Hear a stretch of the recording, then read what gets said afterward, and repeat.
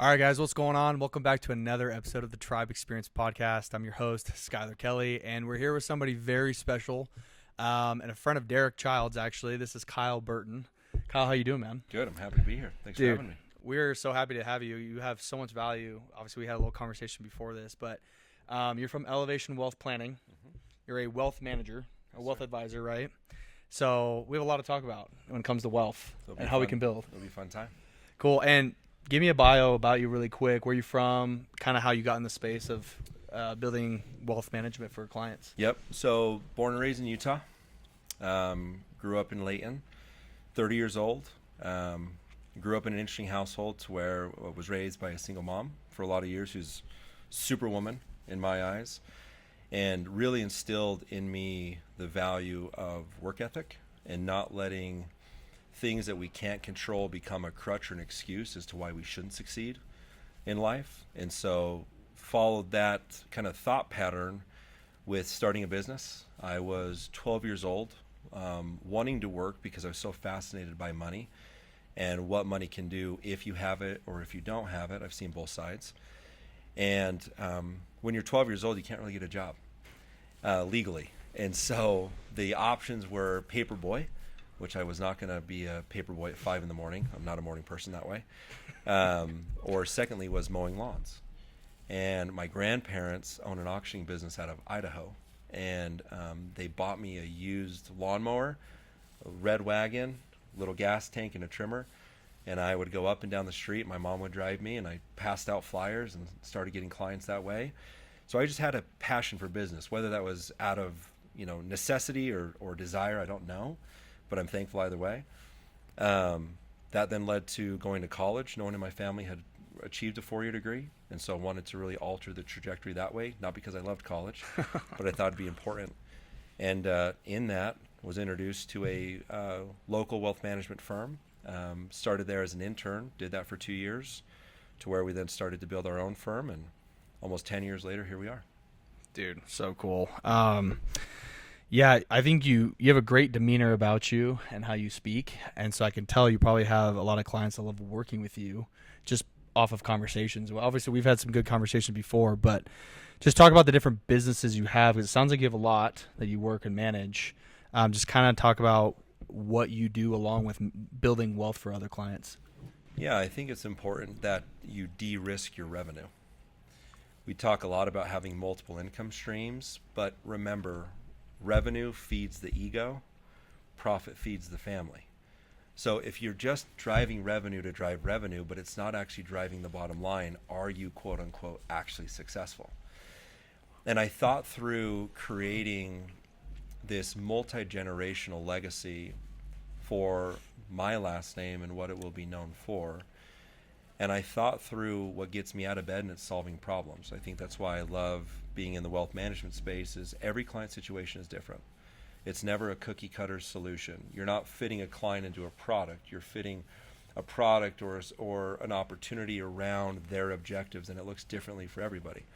And so for me, being involved in other companies, whether it's in the sales space, the real estate space, the consulting space, the coaching space, it just gives me excitement and vigor of attacking a new problem each day, because you don't know what you're going to get. And for me, I am demotivated if I know exactly what each day will look like. Now, I know the parameters of each day and what that will look like from a scheduling standpoint and from a structural standpoint. But when you can come in not knowing who's going to be on the other side of that Zoom or phone call, it's quite exciting. So you love the fear of the unknown. I don't know if it's the fear. I think it's the excitement of the unknown. So did you ever knock doors in your career, by the way? Besides that? I served a mission. You served a mission, okay. Same thing, right? Same thing. Yeah, definitely same thing.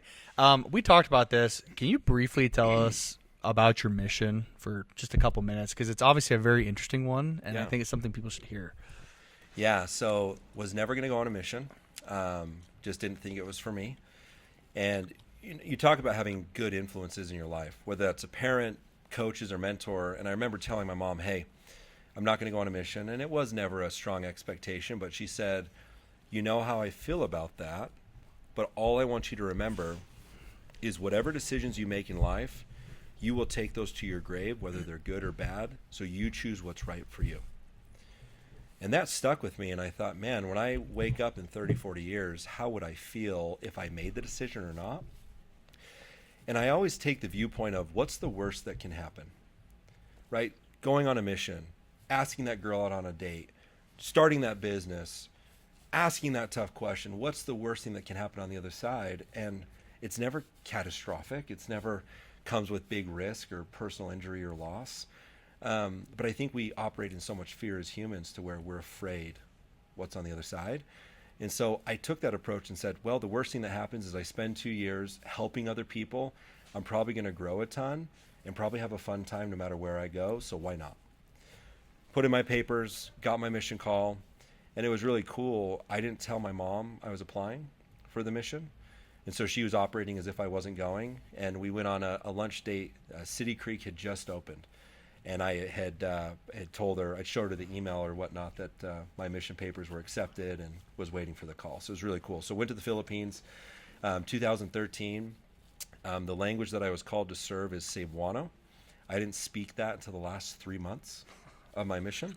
So think about going from like Provo to Orem to Saratoga Springs to Salt Lake. It would be a new language every county or city you were into.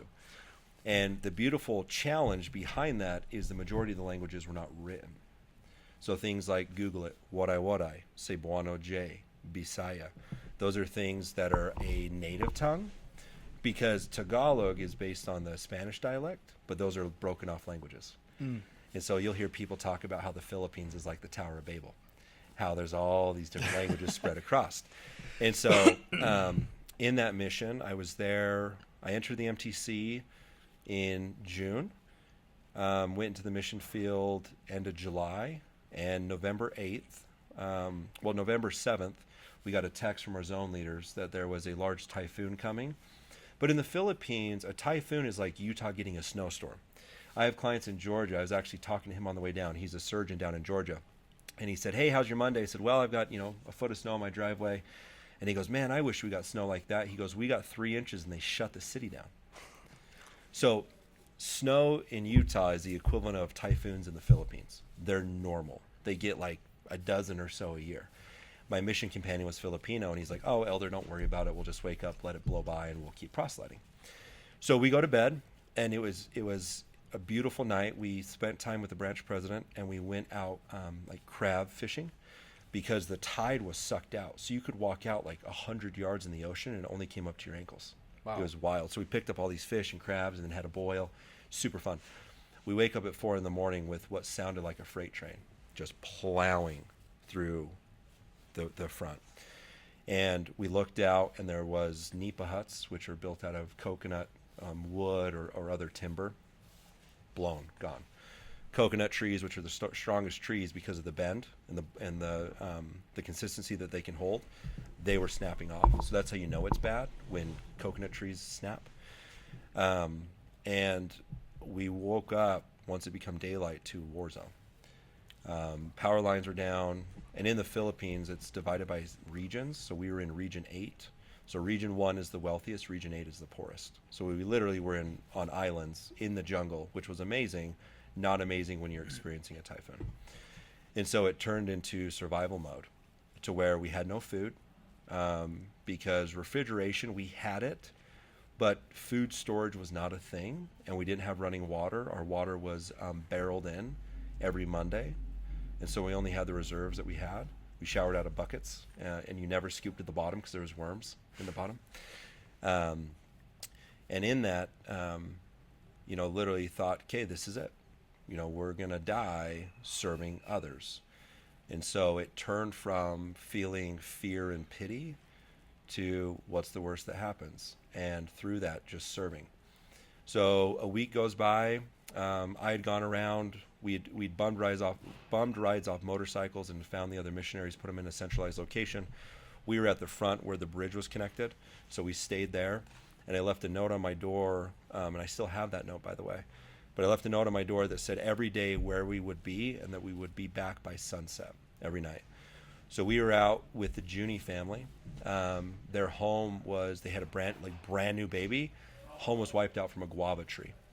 And so we were helping them to start to rebuild the home because everyone was living in the church, but The sewers had flooded the toilet, so it was just feces and sewers all on the ground.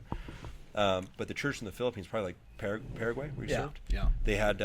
Did yours have like it kind of looked like a prison? It had all the metal bars across the windows. Oh yeah. So it was the secure place. So they'd lock the building at night, and so that's where everyone was. And I remember missionaries came running up through the jungle saying, "Elders, there's white people looking for you." And they'd found the note, and we went down, and they had vans there, and they escorted us out to a city called Ormoc. In that, we had a personal bodyguard from the church, and they gave us the yellow helping hands vest. We slept on the tile floor in the chapel. They locked us in there, and they said, "Okay, in the morning," it was like 3, 4 in the morning, we're going to wake up, we're going to go down to the main city, the port, and then try to get out of here. And we went to these ferries, and Elder, the area president at the time, I'll leave his name out, had said, "This is the only time you have permission to lie." He said, "We are going to essentially tell the city and the chiefs that we're going to go down to Cebu and gather food and bring it back, but that's the only way we're going to get out." So we boarded these ferries in these yellow helping hands vests, and sat there scared, hungry, worried, confused, didn't know if our other individuals in the mission were alive or dead, no idea. And we went off, landed. They took us to McDonald's in Cebu and said, "Eat whatever you want." So we had McDonald's after not eating for 2 weeks. And then they flew us up to Manila, to where we got our mission assignment to the next mission that night. And then they put me in it's called CRC, or MRC, Missionary Recovery Center, because I had lost so much weight. They said, "We need to like fatten you up." So I was with this really cute senior couple who just fed us, and was able to talk to my family, and then got reassigned to Manila. And then after that was redeployed, if you will, back down to the mission, where we reopened up areas and zones, and helped rebuild homes and kind of reestablish the mission. Wow. The fact that you almost died is crazy. You spent 2 weeks not eating. Obviously, you probably found water.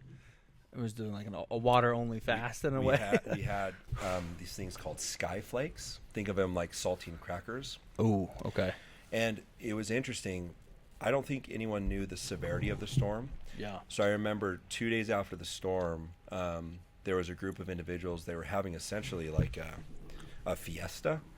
And so they invited us to eat. But, looking back, I'm like, I don't know how smart that was, because they like burned through food supply. Now, there were other missionaries that had it way worse than I did.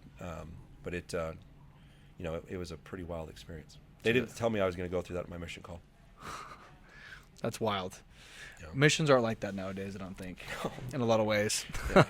Well, dude, let's talk about wealth management really quick. First of all, thanks for sharing your story. It's helpful because obviously we're in door-to-door sales. We go through really hard things. Yeah. And I think we both can agree it's so important to do hard things, so that way you can grow in life, whether you're a husband or a wife, whatever you are in your role. Yeah. Because that is probably the hardest job you're going to have, or duty, I should say, not a job. Yeah. It's a duty and service in life. But obviously it's like, I think a lot of us in this industry want to have success, want to make a lot of money, want to have that freedom, want to retire early, let's say. And not many people are willing to go through hard things. I guess one question I have is, what are the 3 biggest misconceptions or myths that salespeople in our industry don't understand about wealth management? I think most individuals lack patience with letting things grow, right? There's the old adage of the best time to plant a tree was 20 years ago. And we live in a world with instant gratification. If I asked you a question, you could ask ChatGPT and have a question within 3 seconds that 5 years ago would probably take you 10 minutes to research at a minimum. And so I think we forget that wealth needs time to grow. And so people lose patience in that because they want the get rich quick thing. They want what's sexy to talk about. So the first thing would be, I think they underestimate the power of patience in building wealth and building a business. I was listening to a podcast with Casey Bott and Todd Peterson, and Todd talked about, founder of Vivint. Yeah. He talked about, he's like, most of you guys don't understand, when I started making my millions, I didn't buy the nice house. I didn't buy the nice car. I waited and reinvested, and it took years and years and years. and then there was this payoff, most people probably look at Todd Peterson and they're like, oh yeah, he became wealthy overnight. I can do the same. And so be patient. Number 2 is, I think most people are not truly authentic with what they want in their life and their money because they lack vision and purpose, which is not contradicting what you said of sales reps want to be successful. I believe that. But what does success actually mean? Is it a monetary value in your bank account? Is it you run an X multi-million-dollar team? Is it you have X amount of downline? So when you say success, how do you define success? And so for me, before you can engage in building wealth, and I'm not just saying financially, with your family, with your faith, with your fitness, do you know what that destination looks like? Because if not, you might be going on a road and wake up in 20 years and you're way off the destination, even though you thought you were going down the right path because you had momentum. So start with the end in mind, right? The third thing, or the last thing, would be boring is okay. My wealthiest clients appreciate the things that are foundational, secure, and safe. They like the things that are attractive and drive return and are exciting. I'm not saying boring means not performing, but we get so caught up in what's fun to talk about at the recognition dinner that I think a lot of individuals are not investing authentically to their risk profile because they're trying to please the modern man in fitting in with the masses. Wow. Makes a lot of sense, don't you think? We definitely live in a time of, like, let's get it quick. Yeah. Give it to me now. I'm not patient. And part of me feels like that has to do with sometimes people not willing to go do hard things. Yeah.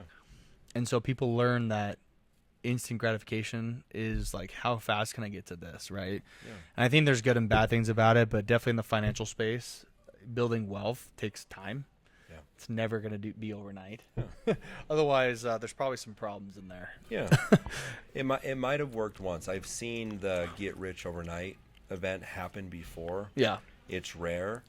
So it's not to say that it won't happen. Right. But the reality is it's not going to happen often. Yeah. And it's like going to Vegas. Everyone talks about their wins. No one talks about their losses. And the average gambler is actually in the red, not in the black, even though last weekend they won and they want to share the war story. Mm-hmm. And so it's just remaining authentic to your purpose. Yeah. But knowing what that purpose is. Love it. Kyle, other than wealth management, okay, with Elevation Wealth, you have locations in Salt Lake, Farmington, Layton, right? Yep. And then you have Boise, Idaho, and Spokane, Washington, my hometown, which is awesome. First of all, when did all those locations open up? Like, when did Elevation Wealth start? Because you are the guy, right? You're the head honcho. Yep. So I've got other partners. So think about anything in business. You can build it, buy it, or borrow it. And that applies in business. That applies in sales. That applies in life. And so we started our firm, my partner Sawyer and I. It was KBSM Wealth Planning. Kyle Burton, Sawyer Monson, Wealth Planning. And when I started as a financial advisor, I looked across the industry, and what the industry lacked, in my opinion, was true firm enterprise value. There's a lot of good advisors, really I'd call them sales reps, to where they're really good at selling a product or a niche, but there was nothing that was generational. I wanted to have a place to where my clients, kids, grandkids, and their grandkids said, oh yeah, we've been working with this firm for the last 150 years. You hear it, but it's rare. What you hear is, oh yeah, my advisor retired, I need to find a new advisor. The average financial advisor is 58 years old. So you think about this, we're coming to the largest generational, multi-billions and up to trillions of dollars that will be passing generationally, but yet you're going to have a cliff of 70+% of the industry retiring. So if there's not a good steward to the follow-up of that wealth, that plan is dismantled. So you work for 30 years investing, sacrificing time from your family, your spouse, your dog, your child, friends, opportunities to build something that is hinged on that advisor staying actively employed. It doesn't seem like a bet I want to make. And so when we started the firm, we wanted something that was enduring. And so Sawyer and I built KBSM Wealth Planning. It was more on just a dream and a vision of what we would appreciate having if we were sitting down with an advisor. That then led to 2 years ago, a fried chicken dinner in Boston. I met a gentleman by the name of John Kopp, who's my partner in Spokane. John and his partner Darby out of Boise ran Elevation Wealth Management Advisors. And they're in their 50s, and they wanted to have the same vision that we did, but they didn't know how to build it. And so long story short, we acquired and merged with that firm so the locations are because of the merge that took place. To now there's the 4 equity partners recognized by Forbes for the work that we do nationally. But it was thinking through, we built it at the beginning. We borrowed ideas through coaches and mentors that we hired that put us in the place to buy it, to accelerate decades to days.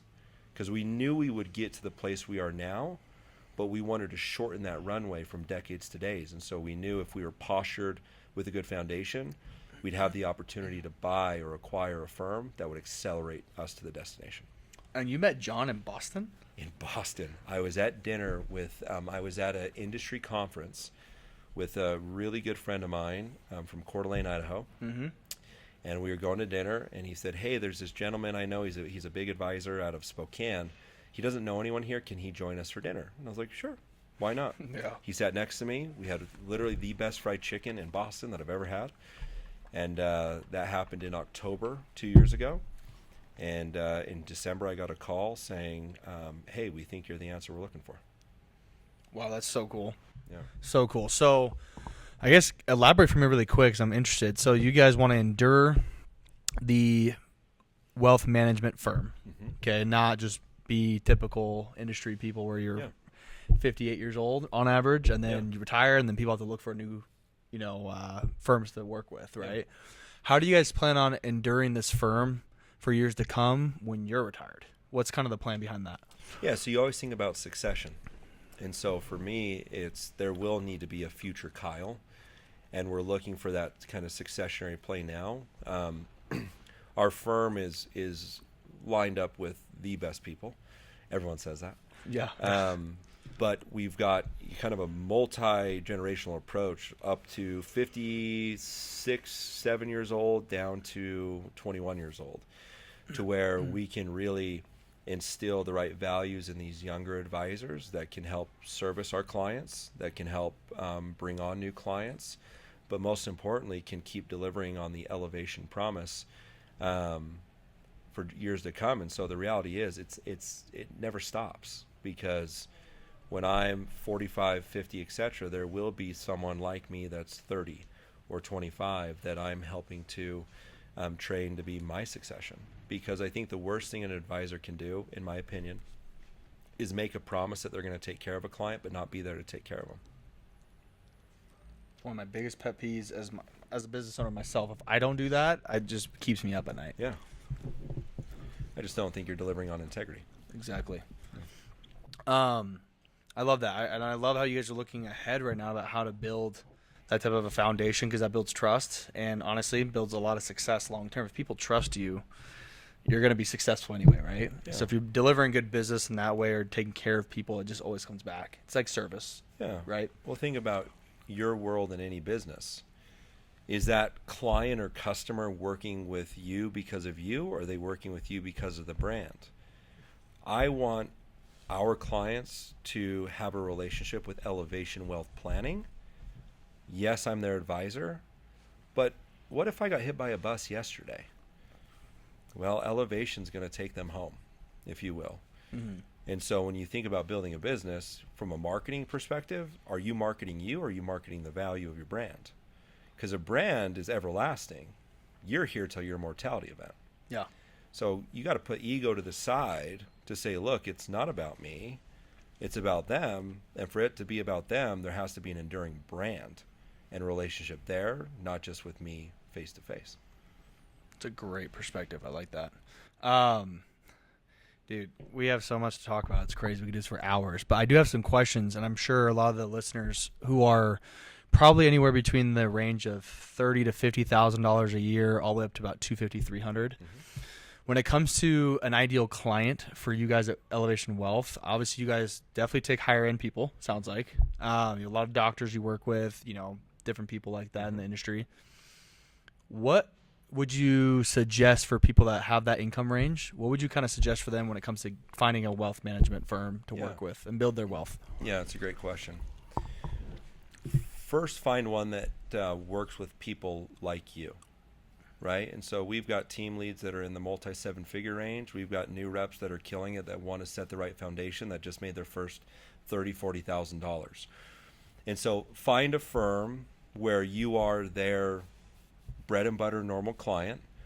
I would not suggest working with an advisor that's never worked with someone like you, because your world's complicated with 1099, back end, upfront, spiff, bonus, etc.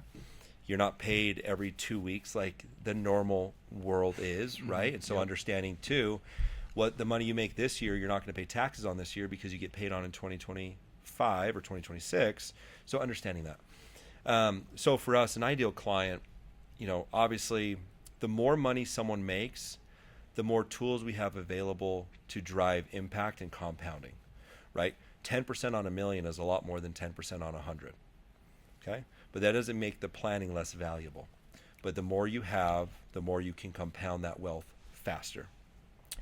But what I look at is not so much someone's income. I look at their maturity level. I've got a lot of clients that make a lot of money that are challenging personalities, and that's okay. My favorite client is someone that is a good steward of their money and doesn't need to have professional babysitting to their money, right? So first and foremost, be mature and thoughtful and respectful of the dollar that you're making.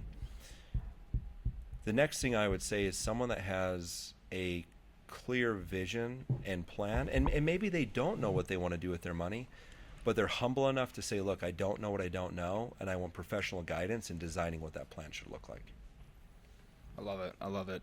You know what's funny is I just thought about this. So in our industry, we preach these couple things. It's always about financial freedom, right? In door-to-door sales, you work 3-4 months, maybe 6, right? Yeah. Make as much money as possible, retire early, okay?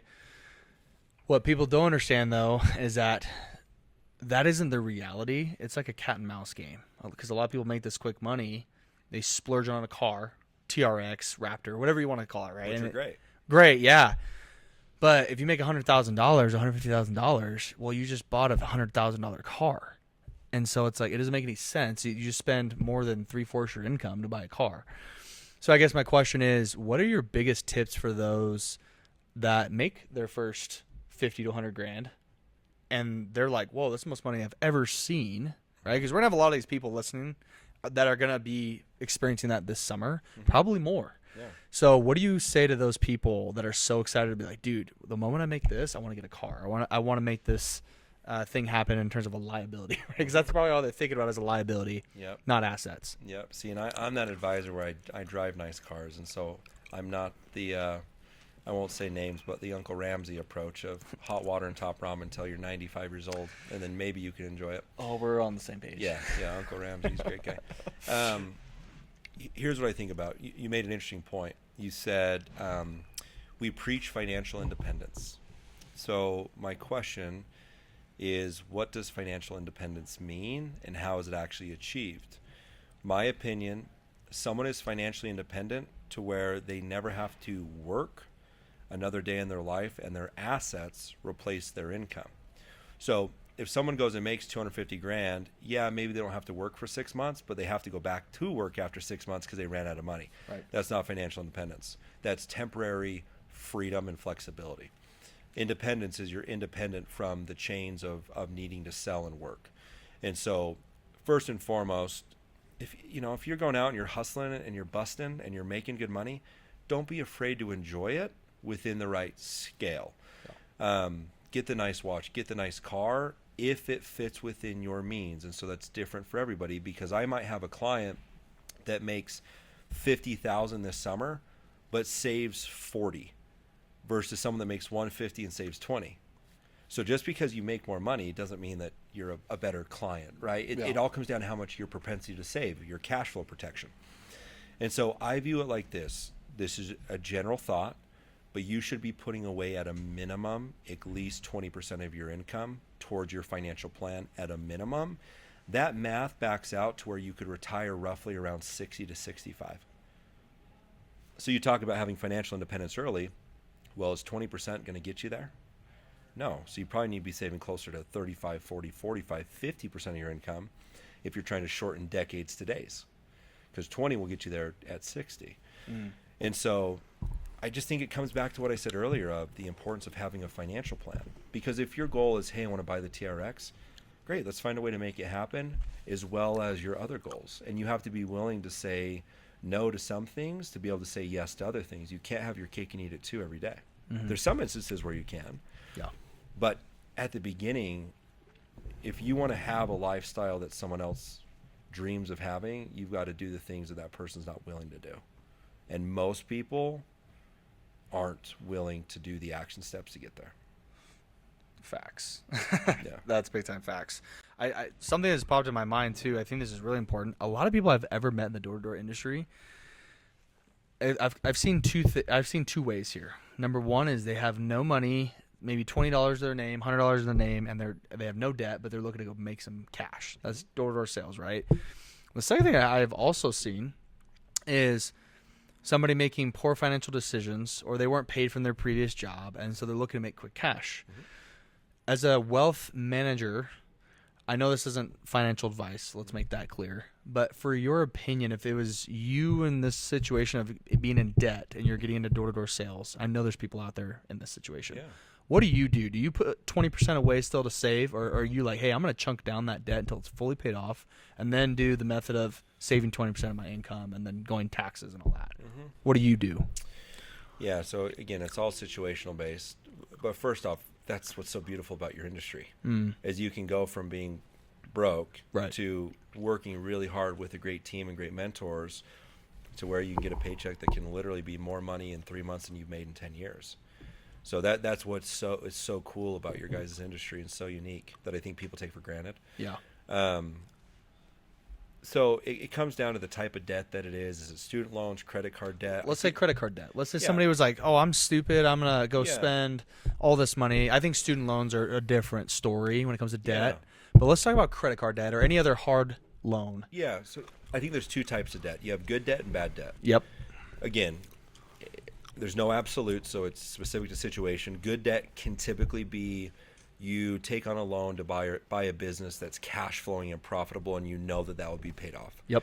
Right? You are buying real estate where you've got a positive ROR or ROI on that property, so you take on debt, but someone else is paying down the mortgage. Those things I'm fine with. Car debt, I'm actually okay with car debt. Yeah. If you could have bought that car in cash, but you're leveraging the money. So think about this thought.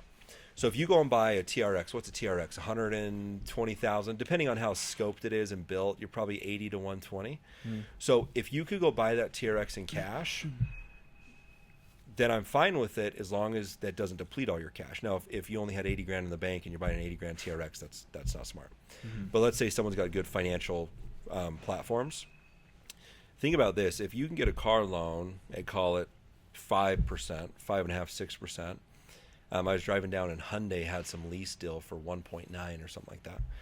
And if you could take that money and deploy it in the market, and let's say the market averages over a long period of time 10 to 11%, you just created arbitrage on your money. Because I'm a big believer of, if you go buy the car in cash, which again, when you get to the financial point, don't take out the loan, just buy it in cash. But for guys that are starting out, as long as the number makes sense, it actually can be a better spread on your money to invest those dollars. Now, here's the issue, though. Most of the guys don't invest it. They go buy the car, and then they go spend the rest, and they're like, oh, I feel broke. Yes. So as long as you can invest it strategically, it can actually be a better play versus just buying the car in cash. Credit card debt, though, that's the worst debt that's out there. It's like anywhere between 22 and 29% APR. Yeah, you're not beating that in the market on an average year at all, and so you're just getting crushed. It kills your opportunity for buying into real estate because of your credit history and score. And so I would strongly build a debt pay down plan where you attack the highest interest first, not the highest balance. Highest interest percentage first. You'll actually statistically show that you'll save more in interest by going highest interest first than versus higher balance, even though emotionally the higher balance feels better. But wipe that thing out as quick as you can. But to your question, and I'll wrap this up, is you said, would they still save 20%? In an ideal world, yes. In a perfect world, get the debt paid off, but also still try to put some money away. Yeah. Because think about how much compounding interest you're losing out on if it takes you 3 to 4 years to get out of the credit card debt. Mm-hmm. So try to strategically manage both, but be more heavy on paying down the credit cards. Cool. But I think that's great advice. Meet with an advisor that can look through the debt, your cash flow, et cetera, and help design it. Cool. That's awesome. Because I know there's a lot of people that have those situations, unfortunately, and that's why they come do this job, or they're simply a college student that's like, I got to make some money, right? That's such a cool blessing that they can have that. Tell me about why you invested in other businesses besides wealth management. Yeah. I think it's exciting, like I said, the challenge of it. And how many do you have, by the way? So I'm actively in 4 total. Okay. But here's what I think about. In life, you need to have wealth multipliers. So think about, let's use the door-to-door industry. Mm-hmm. Unless you're in ownership, your net worth will be growing at the rate that you're saving from your income. It's not like you sell for 10 years and you get to the end and they give you a ribbon and $5 million. Now, if you build up an office and get equity, depending on the corporate structure of that door-to-door company, maybe there's an exit event. But generally speaking, a normal, setter, closer, etc., is going to make their wealth by saving and investing from the income that they generated, right? Yeah. So in our industry too, I think about, and for me personally, I'm like, man, for me to alter the trajectory of my last name, I've got to think through creative ways to have that wealth multiplying event. And I looked to my clients. My wealthiest clients have sold businesses, have sold businesses, have sold businesses. And so for me, owning other companies gives me the fighting chance to where when and if and how one of these companies sell, there's that leapfrogging event of net worth. And so I love the challenge of it, but in growing wealth, the idea of just saving money consistently for the next 60 years and waking up and retiring, that's fine. And that works for most people. There's nothing wrong with it. It's a beautiful thing. But I'm just not going to get to my personal goals by doing so. I needed an accelerant. Yeah. And for me, owning businesses that have, and real estate where I've got exit events from those, that's that accelerant. And it's also exciting. It's fun. I'm in business with my friends. The businesses that I own are with other people. I'm not a solopreneur. Mm-hmm. I love being in partnerships because I love winning together. And so every single business that I'm involved in, besides one, which is a coaching business that I coach, they're all with partnerships. Every single one of them. That's so cool. And I'll be honest, I hardly find nowadays a CEO and founder being the guy who wears all the hats. It's hard to do that. So you have to have partnerships. You have to have other people that understand this thing that you don't understand very well. So you let them do their job, and then you could be doing your job by maybe managing and like keeping things in order, I guess, in a way. But yeah, nowadays I think having partnerships is so valuable. I think that's how people grow and scale better and probably make more money. But why do most people not partner? Greediness, maybe. Ego. Yeah. They want their name on the door. Exactly. Yeah, that's why when we built the firm, we started with KBSM, Kyle Burton, Sawyer Monson, and we said, that's not the objective. That's about us, not about something else. And so elevation is we're helping to elevate the wealth of our clients. And coming back to if you have a relationship with a brand versus someone's name on the door, what happens when that name's strucken off because they've retired? And so I think it's you got to set your ego to the side, and it's like a marriage. Yeah. Marriage is beautiful. Marriage is challenging. A good marriage is. And that's because you have to be willing to set aside what you think is the right way to not conform, but to be willing to say, look, I might not know the best way to do this. and adopt new habits and ideas. But it's hard for us to do that. Definitely. I agree. Yeah, it's really hard. Let's tailor this one more time to the door-to-door sales reps Yeah. in this region or anybody else that could be watching this. What would you say is different, or what would you say makes you different versus any other wealth manager that could be helping out these door-to-door sales reps and their financial goals? Yeah. So why should they work with you? Yeah. First off, there's a lot of really good advisors, guys that I look up to. My coaches are advisors that are doing 10x what I'm doing, right? So I don't sit here saying we're the end-all be-all, but I would say for the right person, we are a great fit. And here's why. Number one, I've been working with folks in the door-to-door space for over 8 years. We have over 300 clients in the door-to-door space. I've seen every situation from people that own really, really successful door-to-door companies to individuals that are just starting out and just made their first 20,000. And so I haven't seen a new situation in a long time. And that's helpful because when we're walking through a plan, we're not guessing on how to make you successful. I can show you the blueprint on what to do. The second thing would be, is I'm a business owner. I'm an entrepreneur. I would encourage everybody to ask their advisor that they're working with, what do you do with your money and why should I work with you? Because if that advisor is not walking the talk or going down the path that you want to go, why would you be engaging with them? If you're looking to get physically fit, whatever that means, bodybuilding, six-pack, tone, weight loss, you're going to hire that personal trainer that looks the way that you want to look, right? Because you know that they've done the things that it's taken to accomplish that objective. Your financial advisor should look the same way, if you will. The other thing is we approach everything from a holistic perspective. It's not product focused. Anytime you speak with an advisor and they lead with product, they're leading, in my opinion, from maybe a commission type play that's maybe a little bit more selfish, to where when you meet with an advisor that fine tunes the solutions to your goals, it looks the same for everybody. The things that I do for individuals that is different for each one of them. Why? Because they're different people. And lastly, it really helps to work with a firm that's fiduciary based, fully licensed and credentialed with investment, insurance, etc. Because you know that there's a legal standard of suitability at the time of recommendation and ongoing. That's important because if you're only meeting with someone where the suitability is only at the time of sale versus for the next 30 years, was it really in your best interest or in theirs? Love that. Dude, I could seriously talk to you forever. I just keep coming up with questions. One thing I just thought about is talk about your mindset as to how you got to where you're at today. 'Cause obviously having a conversation with you, you're very intelligent. You obviously sound like you know what you're doing.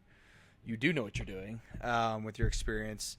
How did you get to that point? Like, what made you now mentally feel like you're way more successful now than you were before? A lot of trials, a lot of. I remember one of the coaches that I've had 9 coaches in my career. I'm a big believer of having a coach or a mentor, and I pay for all mine. I believe when you invest money into a coach, you take it more serious versus getting free advice. There's free advice everywhere. Go open up Instagram, but yet why don't we apply it? Because we're not paying for it. Pay to play. A mentor. I went through this, kind of growth journey with him to where I had to be freakishly honest with what I wanted out of life. I realized that I was kind of a people pleaser in the sense of I conformed my core values, visions, beliefs, and actions based on what I thought others would appreciate me doing versus what I would actually appreciate doing. And so I would say the person that I am today versus 3 years ago is completely different. I don't think when you meet someone after 5 years, you should look at them and say, wow, you're the same person I saw 5 years ago. You should say you are a completely different human in the best way because that's growth. So just being honest of what I wanted out of life, and that came with not caring what other people think, right? I'm going to say things on this podcast where someone's going to be like, oh yeah, I'm not working with that guy. That's fine.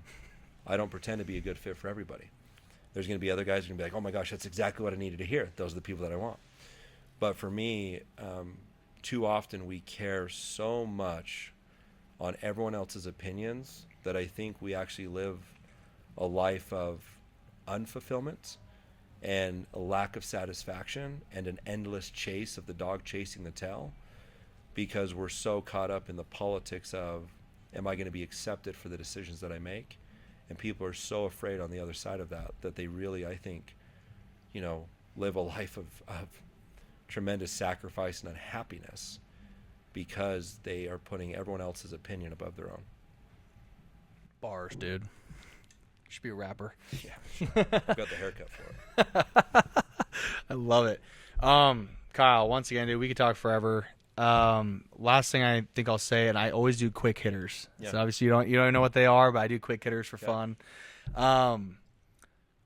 When it comes to wealth management, what is a great little starter kit for somebody who's just like getting into it? Like obviously they're going to research like, hey, who's Kyle? Who's wealth or elevation wealth? Maybe they work with somebody else. Yeah. What should they kind of know going into this if they were to look into getting a manager?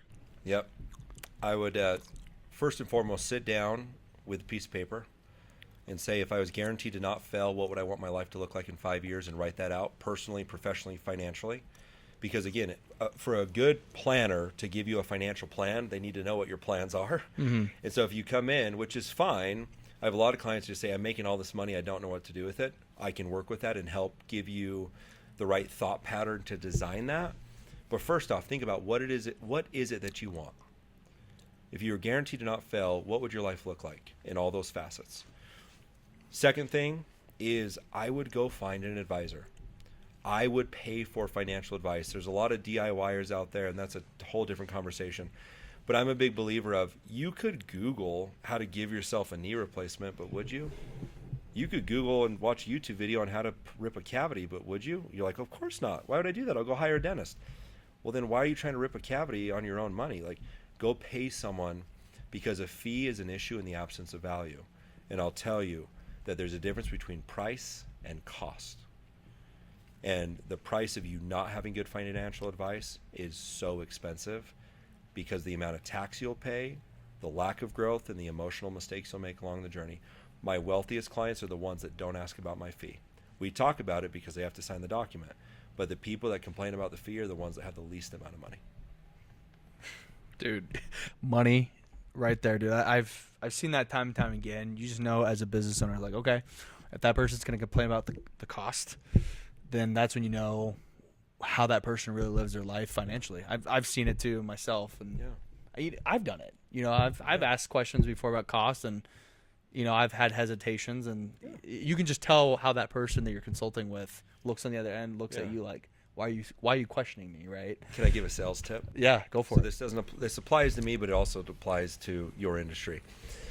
If I could draw it on a line, a little line graph, it would say on the left axis, perceived value, on the left it would say perceived value, on the right it would say cost. So as humans, when we go to buy a product or acquire a service, we have in our mind what the perceived value to the cost is.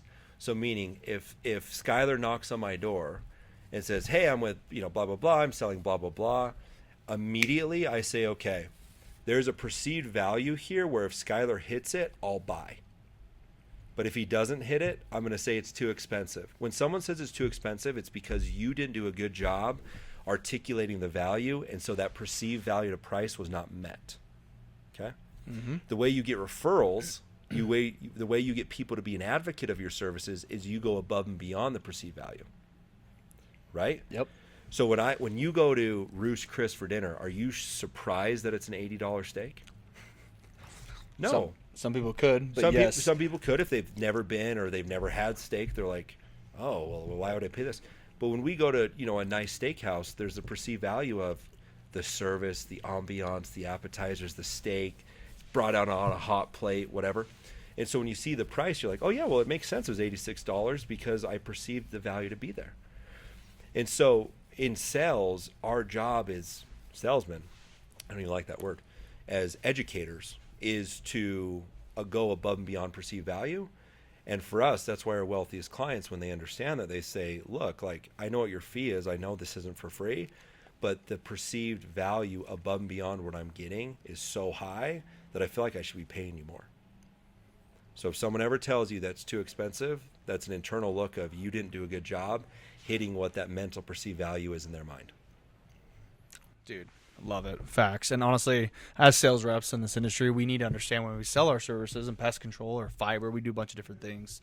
You have to be able to gain trust with that customer Yeah. right off the bat. And once again, build value. Because if you don't have, if your price is up here, but your value is down here, they're going to give you all the excuses in the world to get you out the door, right? Yeah. So you got to bring it up here for Yeah. sure. And for me, if I ever lost somebody or or they were confused and like, I just don't know, I got to think about it, whatever the smoke screen is, right? Objective. The objection. Yeah, it's like, for me, I'm like, okay, well, I got to build value here. There's really no other option. Got to build more value so that way now they're like, oh, yeah, this makes sense. I can buy. Yeah. Just have to. Yeah. Well, Kyle, thanks for being on here, man. I once again like to do fun questions. I take it you like to travel, maybe, since you've been to Boston. Love travel. Cool. Where's the best place you've ever been, and what was the best food you ate there? That's a great question. So we're big Disney people. Ooh, So we go to Disney a dozen times a year. I was love literally it. there. I got home from Disney last night. Love with it. my wife and another couple with Valentine's Day. So I would say where we love to travel the most is Disney, creating memories with our 3 kids. Best food I've ever had was actually, I was in Denver last week, which is shocking. I went to this place called Garden Grace. Best steak I've ever had. Garden Grace in Denver. In Denver, it was a steak flight. Ooh. So it was a flight of 5 different steaks, different cuts, different temperatures. It was unreal. And I've had a lot of steaks and a lot of good food, and that took the cake. It was incredible. I'm gonna have to go to there. Yeah, we can fly right now. Let's go. Oh my goodness, that's awesome. Okay, are you a big music guy? My wife is part of a professional a cappella group. So yeah, music is on 24/8. Okay. 5 artists that you listen to in your playlist right now. Who is it? So it's funny you asked that. So I do vision planning every year. I think everyone should have a vision. I've said that multiple times, but I Like a vision board. Vision board. If you're guaranteed not to fail, what would your life look like in 5 years? To that, each year I choose a scripture and I choose a theme song. My theme song for this year is Superhero by Metro Boomin. Mm-hmm. But I would say if you were to find me in my truck or sports car on a Tuesday afternoon, if I'm driving into the office, it's something that's hype. It's something that's just loud, pumping, getting me flowing. Big rap guy.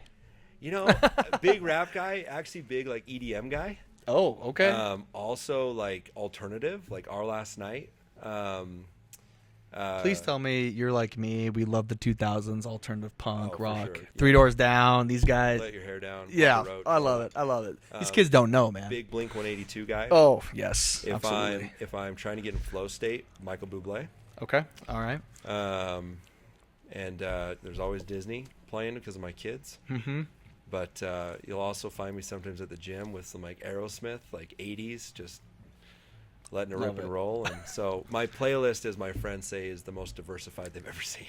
That's awesome. I love it. I love a diversified playlist for sure. I've had people on this podcast, Derek included, they've given me some artists. I'm like, who are they and what do they sing? You know, like, so it's nice to kind of understand who's listening to the same music as me. That's awesome. Yes, absolutely. This is one of my favorite questions, but if you, because it sounds like you kind of already answered this before, but I'm very curious if you're going to answer it again. 5 dinner guests, dead or alive, and you're getting the most conversation and value in this dinner table. Who's sitting with you? 5 people. Muhammad Ali. Okay. I met Muhammad Ali as a child, but he couldn't speak. He made bird noises. So my mom, her job was she worked for a local senator. So she handled a lot of the liaison work between the celebrities and the conferences. And so we went to his daughter had a condo in Salt Lake. So I'd love to meet him where I could converse with him. I sat on his lap and he made bird noises. That's how he communicated. But talk about someone that had the utmost confidence and conviction that he was a winner. Second is Max Verstappen, Formula One. I'm a big race car guy. My family owned a racing team. Go to Formula One all the time. But he's like #1 champion in the world. So meeting with people that have just tenacity and grit, but consistency. So that's 2. Third would be Gordon Ramsay. Okay. love Big food chefing guy? it up at the house. Nice. But even just from a business standpoint, talk about someone that's taken everyone's a chef and monetized it to the nth degree. Mm-hmm. What are we at? So that's 3. Yep. Fourth would be. That's a good question. I mean, I'm sure people say like Jesus and things. I've heard that. Yes. I just don't know what I would ask him. I'd be too afraid. I would say George Washington. Ooh, nice. I'm a big history buff, and for him to, again, I'm attracted to people that have altered trajectory, meaning they've done things that no one in their bloodline has ever done before. And so talk about someone that took a nation from where it's at, not that he was perfect, to set the roadmap to where we're at today. I think that's incredible. Lastly, my dad. I didn't really know my dad well growing up, and I always think what it would be like to have him involved in my kids' lives, because he was never involved in mine, and so that would be the last one. Just to kind of add really quick, thank you, by the way, that's pretty cool. I'm sure you strive every day to be the best dad you possibly can, right? Because of Hard. situations like that. I know a lot of my friends who similar situations as you maybe didn't have one or two parents in their lives, and all they do is talk about how great of a dad they want to be. Yeah. And I think that's really cool, and I'm sure that's your goal as well. Yeah. So I envy that a ton, and that's also one of my goals is like just be the best husband and dad I can. Not perfect. No. But man, it's a big goal. Yeah. I just feel like you will win at life in serving your spouse and your family, you know. I love that you're a Disney fan, though, because that's me and my wife, too. Yeah. We don't go 12 times a year yet, but we definitely are probably going to get to that point where we're going to be going a little often. Yeah. I don't know about you guys, but my wife and her family, they don't mess around. They just are – they're like this every time. There's no, like, lollygagging, going to stores. I'm over here like, wow, this is sick. And she's like, let's go. Got to go to the next spot. And I'm like, hey, we can enjoy this, you know. What are you guys like? It depends on who we're with. I can absolutely do both. So the couple that we just went with, he actually plays for the Jazz. So that was interesting, having two huge superhumans in the park together. We actually saw Westbrook get off of Tiana's Bayou Adventure. So Nice. That was weird. But, Russell Westbrook, right? Yeah. Cool. I'm a big NBA guy, by the way. So he was there. But this couple, they love Disney as much as we do, and so we were go. Cool. But other times too, it's like people that just are trying to experience the ambiance and the history of the park. So for me, I just like being there. Yeah. You know what I mean? Yeah, it's a vibe. Yeah. Some people hate on it.